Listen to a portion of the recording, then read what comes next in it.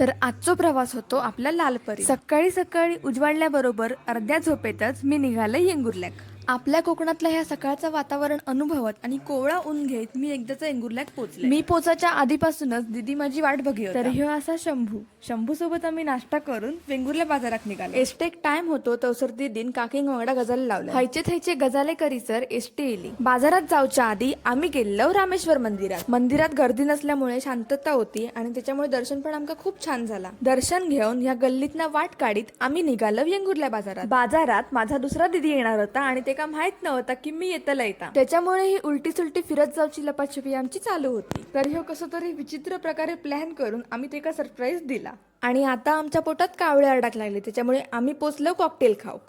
हय आमचा कॉकटेल लवकर खाऊन झाला पण गजाले काय सरत नाही होते, त्याच्यामुळे कोणीतरी आमका हाकलावच्या आधी आम्हीच थेना सटाकलो आणि पोचलो वेंगुर्ल्यातल्या प्रसिद्ध पाव असलेल्या दुकानात। थैसून पाव घेऊन दीदीन माका माझी आवडती आंबा बर्फी घेऊन दिल्या आणि त्याच्याच बाजूच्या दुकानात ह्या चिमण्या वांगडा गजाली केले आणि आम्ही पुढे सरकलो। अजून वाईस या बाजारात फिरान आम्ही धनूच्या घराकडे येलो। ह्यांची वाट हय बटलीनच अडवलेली। बटली म्हणजे ह्याचं मांजर। मग त्याच्याकडे वशिलो लावून आम्ही घरात गेलो। भेटल्यापासून एकमेकांची मस्करी आणि मस्ती करून हय मात्र ही सगळी शांत बसलेली। मग फराळ करून आणि काकांका आणि काकीक बाय करून आम्ही हैना निघालो।